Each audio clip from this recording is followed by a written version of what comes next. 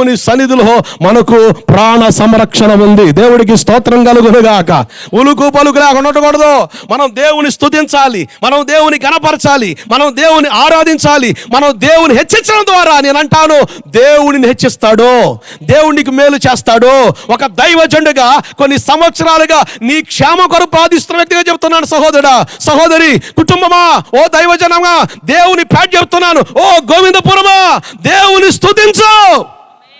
కార్యాలు దేవుడు జరిగిస్తాడు.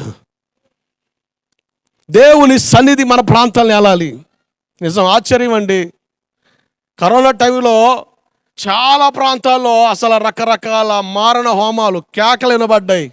దేవుని మహాకృప మన గ్రామాన్ని దేవుడు కాపాడాడు. దేవుడికి స్తోత్రం కలుగునుగాక. హల్లెలూయా. కేవలం నిన్ను ప్రేమించిన దేవుడు నిన్ను భద్రపరిచాడు.